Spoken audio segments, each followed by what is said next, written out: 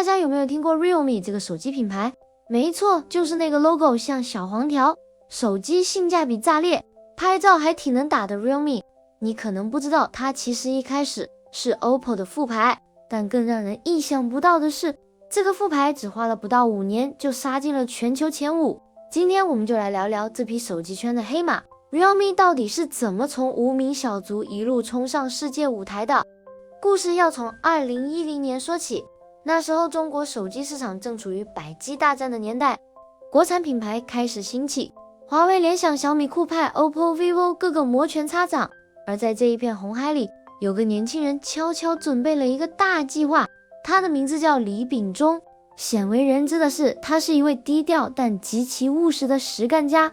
他与 OPPO 创始人陈明勇共事多年，是集团内部少数敢于叫板高层、坚持市场真相的人。这种敢说真话、敢于挑战的基因，也为 Realme 敢越级的品牌精神埋下了伏笔。他看准的不仅仅是买不起旗舰机，更是未来10年全球人口红利将集中在南亚和东南亚这个大趋势。他知道谁先占领这些市场年轻人的心智，谁就能主导下一个10年。他不仅是 OPPO 的核心元老，还曾深入参与到蓝绿阵营的多个爆款手机市场策略中，积累了丰富的经验。他参与过多款爆款手机的市场策略，是那种真正在一线跑市场、见经销、盯数据的狠角色。所以 Realme 一开始就不是按国内思路来做品牌，而是非常明确的从海外打起，专攻新兴市场，一出手就是印度、印尼、菲律宾。 Realme 骨子里就是一个外向型品牌，怎么办？他发现如果能做出一款外观漂亮、性能不错、价格实在的年轻人专属手机，那简直就是一条蓝海。不过李秉忠知道，如果直接用 OPPO 的名字去做性价比，会破坏 OPPO 一贯的高端形象，于是他悄悄做了一个副品牌，名叫 Realme。 2018年5月，Realme 横空出世，第一款产品叫 Realme 1，只在印度发售。这是一款非常聪明的试水之作，处理器用的是联发科 Helio P60， 设计上很年轻，背面还是钻石切割纹理，看起来非常潮。最关键的是价格便宜，起售价9990，印度卢比折合人民币才900块钱左右，性能不差，颜值在线，谁不心动？结果这款手机在印度掀起了热潮。 Realme 的首战并非盲目，他们发现当时小米在印度市场虽然很强，但对线下渠道和时尚设计的关注度略有不足。 Realme 的钻石切割背板就是精准瞄准了印度年轻人对外观炫酷的强烈需求，直接与小米当时朴实无华的设计形成差异，而且上线首月就卖出了40万台，在同价位市场中形成了有力挑战。其实这次首战能这么成功，并不只是靠手机本身配置好， Realme 当时还选择了与印度电商巨头 Flipkart 深度合作，主打纯线上销售，这让 Realme 能够以极低的试错成本快速迭代产品，真正做到听取用户声音。这样一来，他们不仅可以省下线下门店的人力与租金，还能把这些省下来的钱用在提升配置和压低售价上。所以 Realme 的性价比不仅是硬件的性价比，更是商业模式上的性价比。正因为这个策略精准执行他们才能以超快速度打开市场，打得对手措手不及。很多人这才惊觉，Realme 到底是谁家的？怎么突然就杀出个程咬金？但真正的觉醒还得看 Realme 2 Pro。 2018年9月 Realme 发布了第2款产品，直接瞄准终端市场，这次配置更猛，甚至配上了骁龙660处理器，水滴屏 6GB 内存，售价依然保持低价。这一年 Realme 在印度全年卖出了400万台手机，直接冲上印度第5名，短短半年从0到 Top 5。而当时印度最大的手机品牌是谁？是小米。 Realme 就是用自己的方式和老大哥正面开战，他的野心开始显露出来。虽然 Realme 在2018年年中就宣布成为独立品牌，但到了2019年，他才真正开始全面脱离 OPPO 体系，进行品牌重塑和全球独立运营。他们的口号也改成了 Dare to Leap， 敢越级的实力派。而且为了让大家记住这个新品牌， Realme 还做了品牌大改造， logo 换成了鲜亮的明黄色底加黑色字体，给人一种年轻跳脱、敢挑战的第一印象。为什么是明黄色？在色彩心理学上，这种高饱和度的黄色象征着年轻、活力、数字科技和敢于叛逆。Realme 希望它出现在任何地方，都能像一个数字街头标志一样抓住眼球，与传统手机品牌沉稳的黑白灰形成鲜明对比。同时 Dare to Leap 敢越级不仅仅是性能越级，它更代表一种用户画像，不怕失败，敢于尝试最新技术，追求性价比，但绝不将就。Realme 借此完成了从 OPPO 复牌到独立精神图腾的转变，就连字体设计也大胆采用无衬线体，营造科技感与活力氛围。他们不只是卖手机，更是试图传达一种 Realme 就是新一代年轻人的科技语言。同年 Realme 开始布局全球，进军印尼、马来西亚、菲律宾、俄罗斯、越南，甚至欧洲市场也开始试探。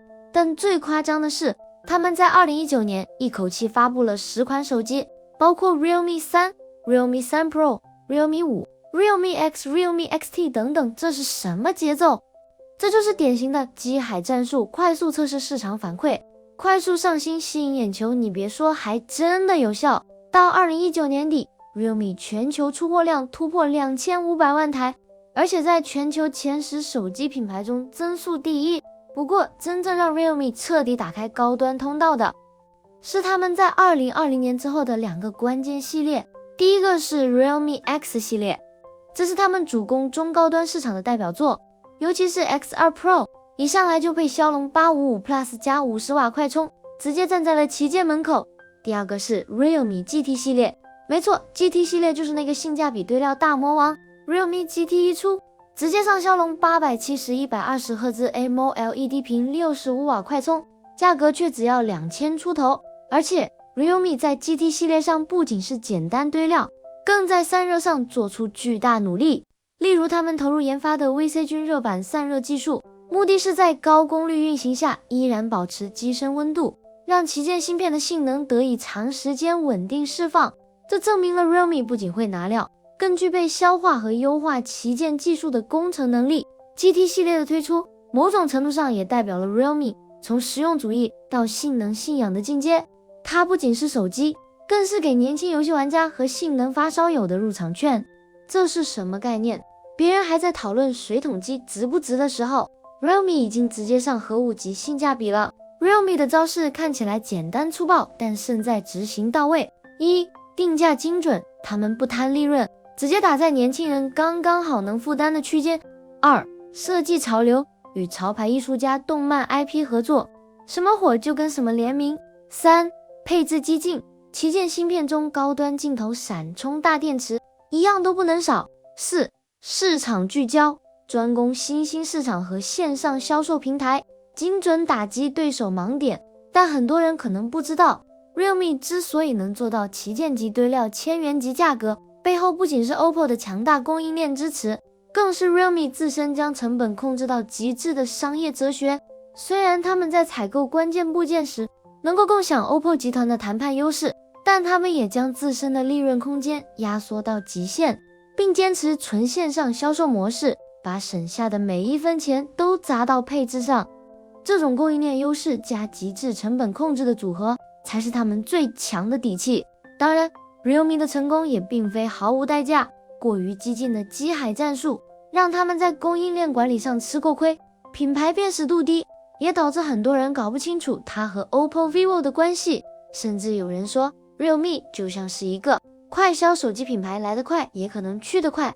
但 Realme 并不这么看自己，他们想要做的是年轻人第一个喜欢的手机品牌。用他们自己的话来说，我们不是为别人制造低价手机，而是为年轻人造出真正酷的手机。他们想要的是更大的舞台。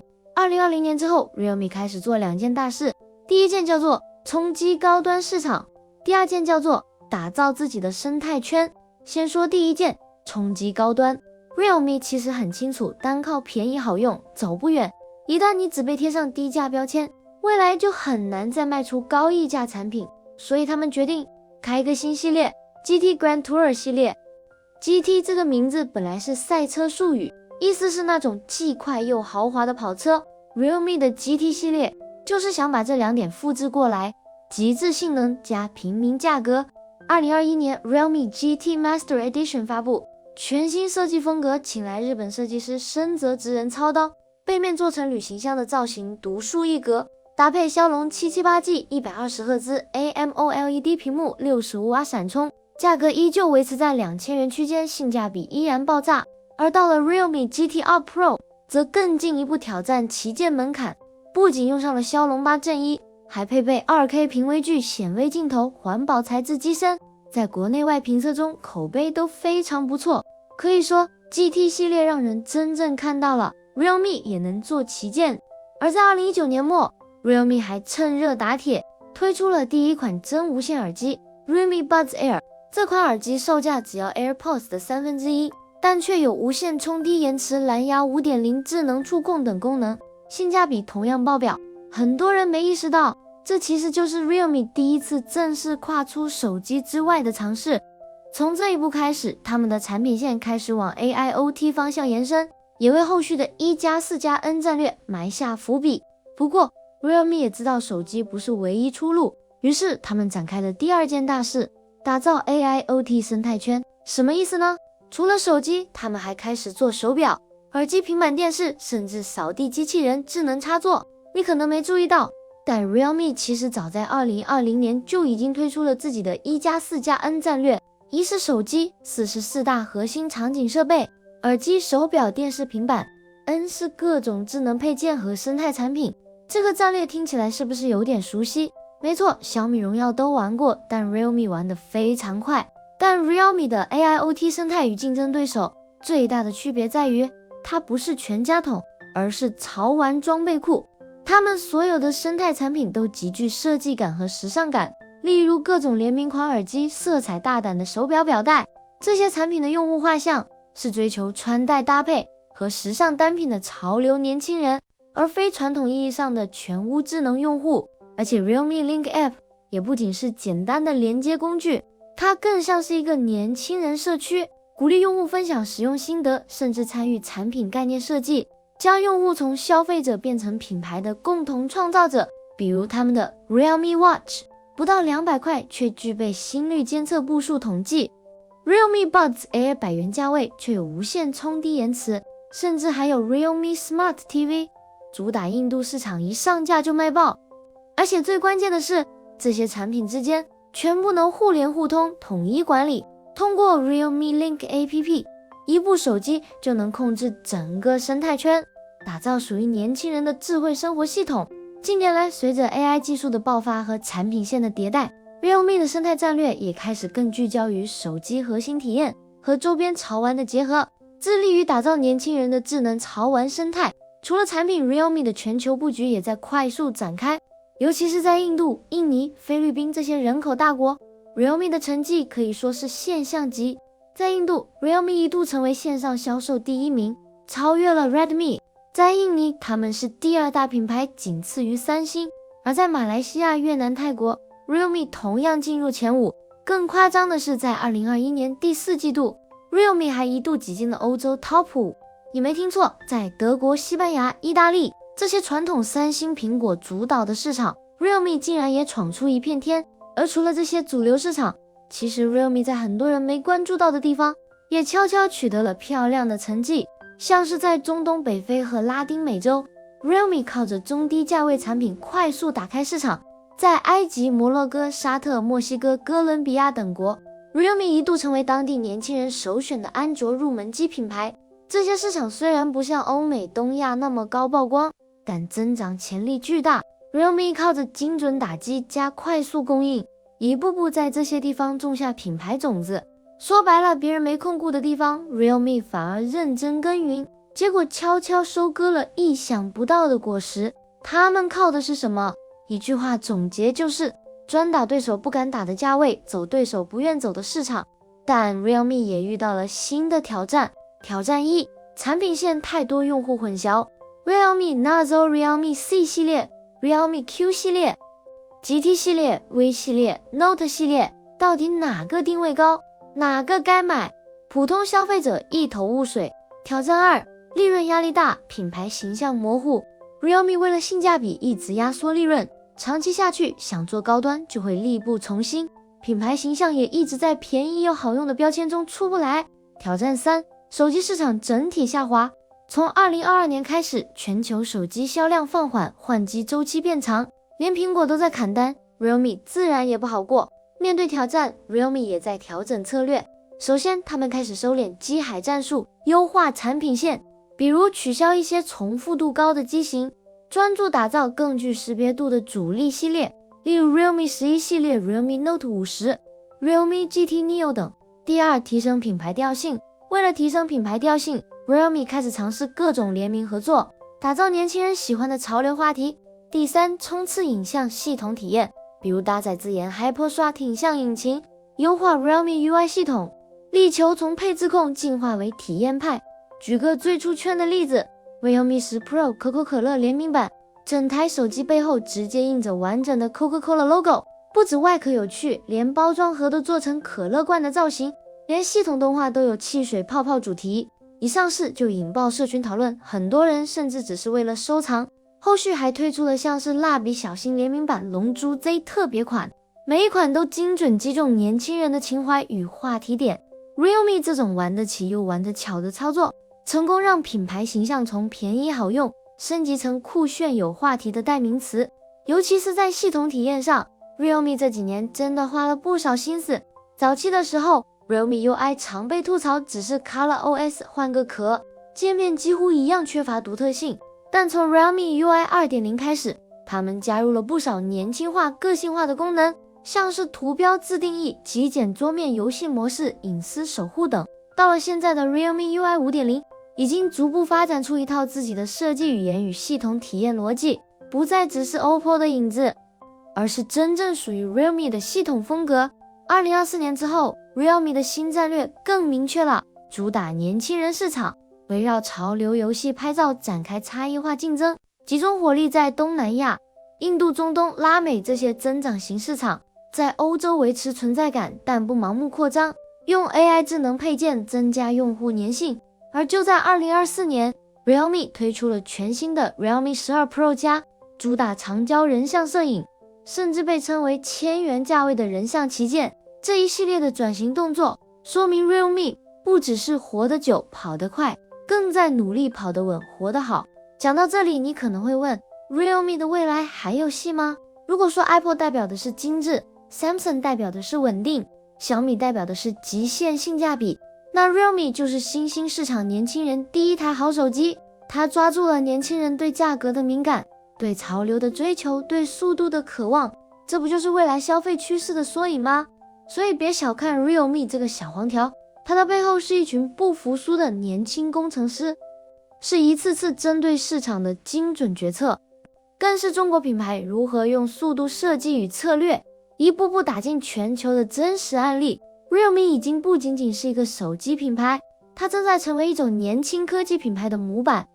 更重要的是， Realme 的故事是一个大时代小公司的逆袭，它证明了在高度饱和的全球手机市场，只要找准赛道，利用好供应链优势，并敢于打破传统品牌的沉闷，就能杀出一条血路。他们的成功是中国制造、中国速度和中国营销在国际舞台上的一次精彩亮相，这就是 Realme 的故事。好啦，这就是这期视频的全部内容啦。如果你喜欢这样的故事，别忘了按赞、订阅、开启小铃铛哦，这是我继续做更多好内容的动力。我们下期视频见。